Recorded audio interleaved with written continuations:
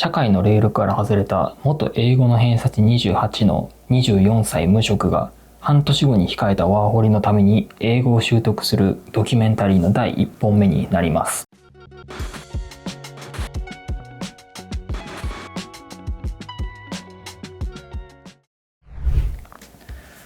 どうも、渡辺ロマンです。英語話せるようになりたいですよね。僕ももう本当何度今まで思ったことか。英語が話せたらなみたいな。海外行ってる時とかもさ、ここで英語を話せればこの人ともっと、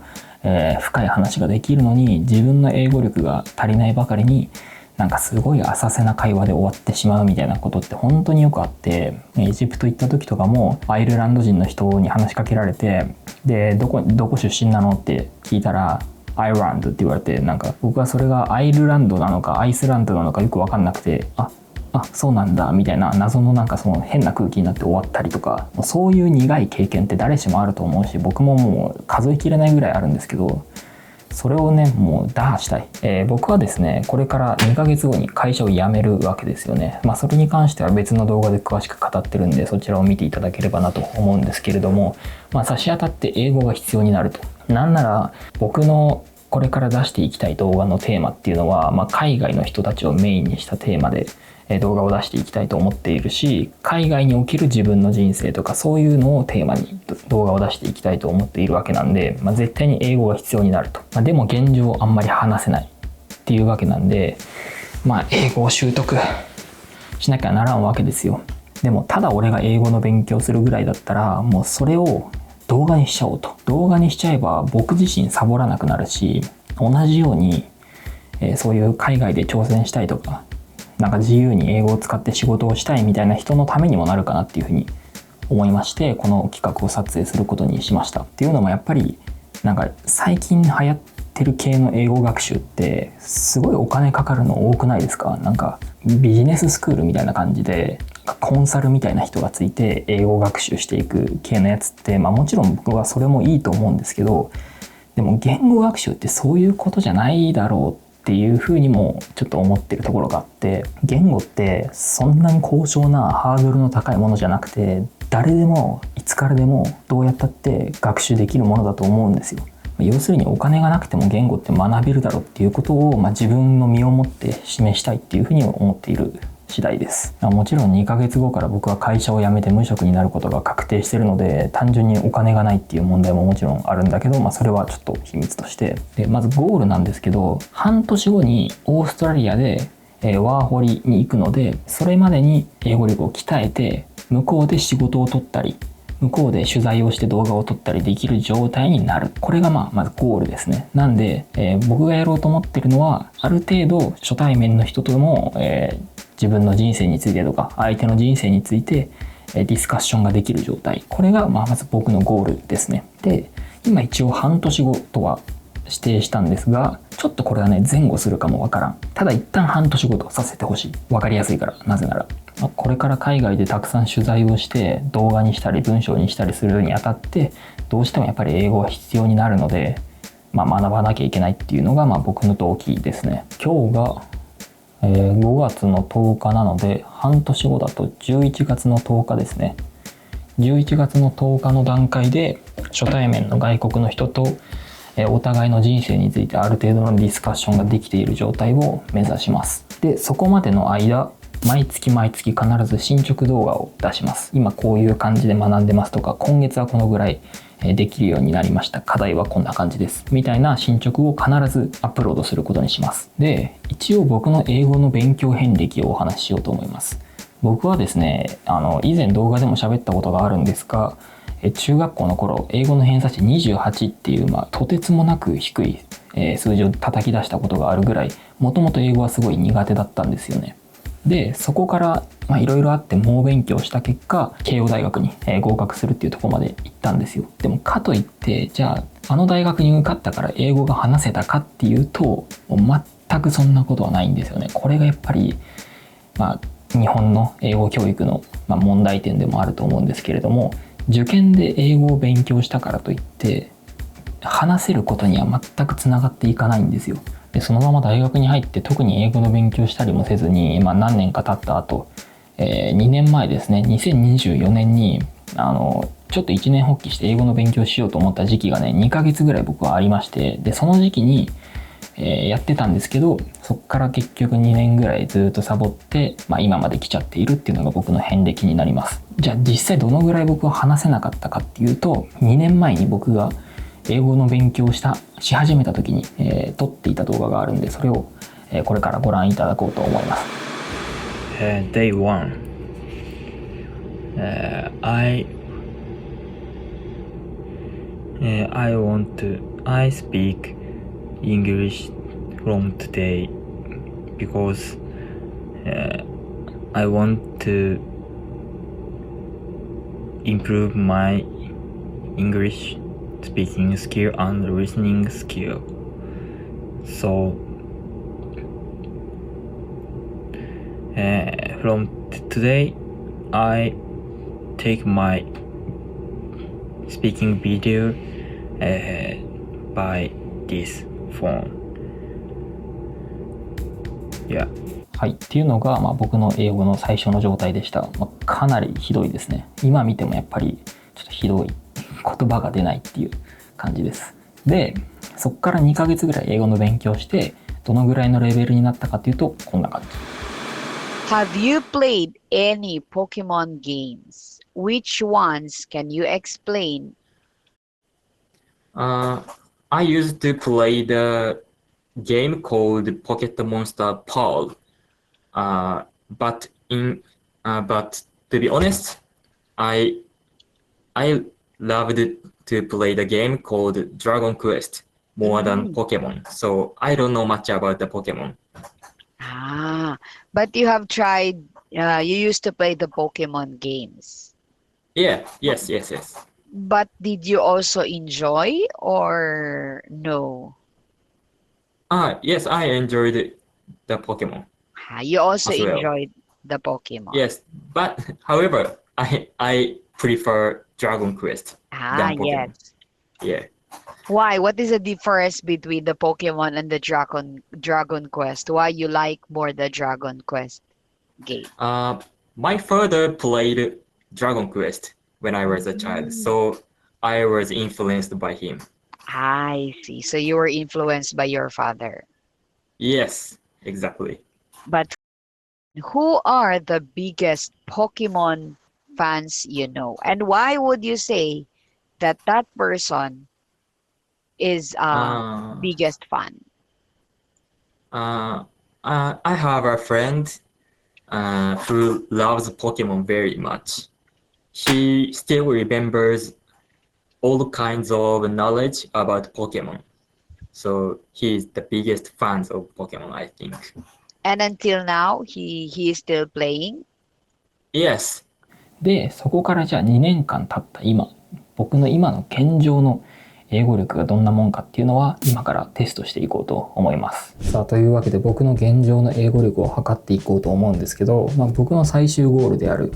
初対面の外国人とお互いの人生についてディスカッションするっていう目標から照らし合わせると、相手の言ってることを自分が理解する能力、つまりリスニングの力と、自分が言いたいことを英語で伝えられるっていうスピーキングの力、このリスニングとスピーキングの能力さえ測れれば今回の指標としては十分かなと思います。プロゴスっていうやつがあるみたいで、他のやつは結構有料だったんですけど、これは20分ぐらい対話すれば自分の大体のその英語力が測れるそうで、国際基準 CEFR に準拠したテストらしいので、かなり客観的な指標としては、有用なものなのかなと思います。もちろん僕のチャンネルは今チャンネル登録者数0人なので一切プロモーションとかではないです。ここは信じてもらって大丈夫です。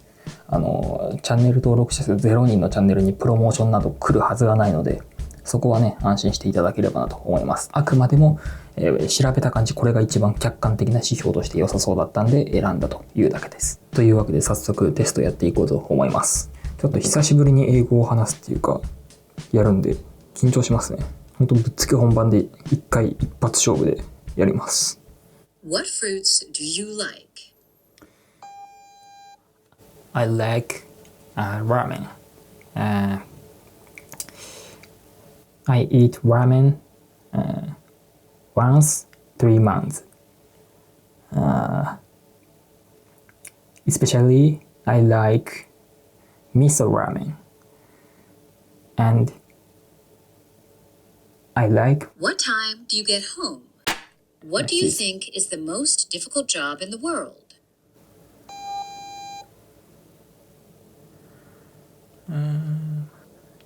What should I not do on my first day of work?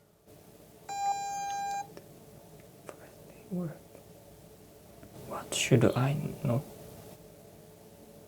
do? First day work. どういう意味だ？ What should... Sorry, I can't understand you. はい。というわけで、現在採点中で2分後ぐらいに成績が来るそうです。ちょっと絶望ですね。こんなに英語力落ちてるか。なんか2年前ぐらいまで結構できたんですけどね、ちょっと思ったより全然出てこなくて、表現が。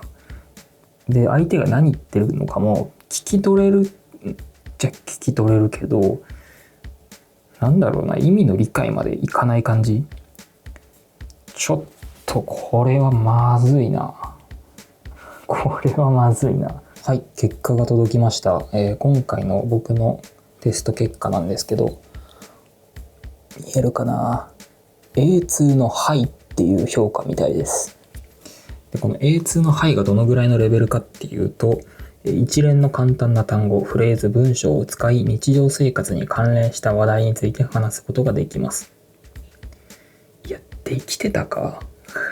いや、これだいぶ採点甘いような気がしますね、正直。実際のところ僕の今の所感では、個人採点だと A1 ハイレベルだと僕は思いますね。全然そんなできてなかったもんな。1ヶ月後ぐらいに B1 いけないかな。ちょっとできれば行きたいですね。1ヶ月後に一旦 B1 を目指してみましょうか。半年後は B1 ハイっていうか B2 目指そう。やっぱり。半年後には B2 になるっていうのがまず最終目標で、1ヶ月後 B1 を目指してみます。ちょっとね、頑張ろう。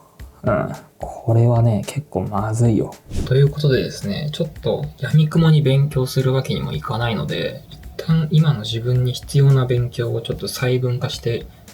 考えてみようと思います。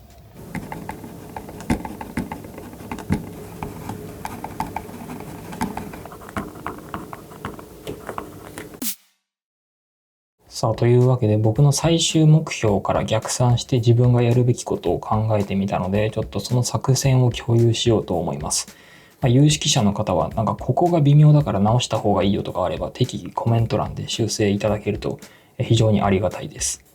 で、まず最終目標なんですが、これはさっきも言った通り、初対面の外国人とお互いの人生について会話できる状態、CEFR でいうと B2 レベルを目指していますと。で、この目標に、立った時に何が必要になるかっていうと、主に2つの能力が必要になるかなと思いまして、1個目が相手の英語を理解できる力、要するにリスニング力。で、もう1個が自分の考え気持ちを英語で表現できる力、スピーキング力ですね。リスニングの方からいくと、目指す状態は2つだと思ってて、自分が正しく発音できるってことですね。これがどういうことかっていうと、自分が正しい発音を知らないのに相手の正しい発音を理解できるわけないんですよ。だからまず自分が正しく発音できるっていう状態を目指そうかなと思います。そのためには発音学習とシャドーイングが必要になるっていう感じですね。で、もう一個が相手の言っていることを瞬発的に理解できる力。で、これを伸ばすには自分の中にある程度英語がストックされている状態を作らなきゃいけないと。だからこんな単語があるんだとか、こんな表現があるんだっていうのを知ったら、この暗記っていうね、そのフラッシュカードのサイトに入れて、それを学んでいくっていう感じ。で、もう一個は、ひたすらその英語のコンテンツを浴びるっていうことが大事かなと思いまして、YouTube とか Netflix とかをひたすら英語で見続けるという。で、一方、スピーキングはというとですね、スピーキングに必要なのは大体3つだと僕は考えまして、1つ目が、考えを表現するための英語を知ってること。これ当たり前ですよね。で、これはさっきのこの英語コンテンツを浴びるとか、英語表現のストックを作るっていうところで、あらかた達成はできているかなと。もう一個が、その英語を瞬発的に話せること。これは独り言とか AI との会話で補えるかなと思います。で、さらにその様子を撮影して音声を AI に分析させることによってより深い学びが得られるんじゃないかなと。で、もう一個が正しい発音で話せることですね。で、これに関してはさっきのこの発音学習とシャドーイング。なんで、結論としては発音学習、シャドーイング、暗記の英語表現ストック、英語コンテンツを見る、独り言、AI と会話。この6個をやっていこうという感じです。で、2ヶ月後に退職するとは言っても、現状ではまだね、会社員なんで、時間はね、そこまでたくさんあるわけではないわけですよ。なんで、勉強時間をどうやって捻出するかなっていうのを考えると、まず隙間時間を活用するっていうのは1個ありますよね。通勤時間とかそういうのを徹底して英語学習に当てると、もう1個はマルチ的な感じで並行してやっていく。例えば家事、料理をしながらとか、皿洗いしながら英語も聞くとか、ランニングやりながら英語を聞くとか、そういうマルチタスク的な方向で進めるっていうのが2個目。で、もう1個が娯楽と掛け合わせる。つまり普段ゴロッと YouTube を見てる時間、Netflix を見てる時間を英語の YouTube を見る時間、英語の Netflix を見る時間っていう風に娯楽と掛け合わせるっていうこの3つの作戦。隙間時間と、マルチタスクと、指が難しい娯楽と掛け合わせる。危ないなこれ。やめとこう。その3つでね、やっていこうかなと思います。というわけで早速1日目として、シャドーイングの学習から始めていこうと思います。But once I actually started, I would not have Specific, it's about habit, complete more. For example, if I さあ、というわけで、初日シャドーイングとかいろいろ終わらせたんですけど、いやー、ちょっとね、総括するならば自分の英語力の低下にかなり、驚きつつ、逆にもうこんだけ下がってるんだったらもうあと上がるだけというかね、やったるぞっていう風に燃えてる自分もいるという感じです。はい。これからね、半年後までにかけて1ヶ月ごとぐらいに進捗報告とかは動画上げると思うんですけど、その間も多分ライブ配信とかで勉強姿は多分何かしらで載せるんじゃないかな。なんで、ぜひ引き続き見てもらえればなと思います。はい。で、僕のチャンネルは別に英語のチャンネルじゃないんで、英語は一つの企画として走らせつつ、同じような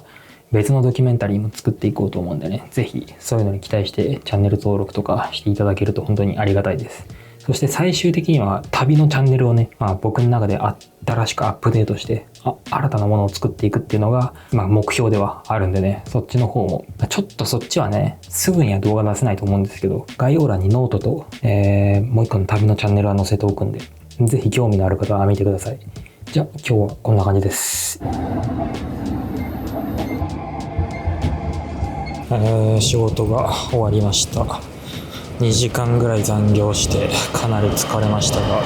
英語のねインプットをしながら帰ろうと思います。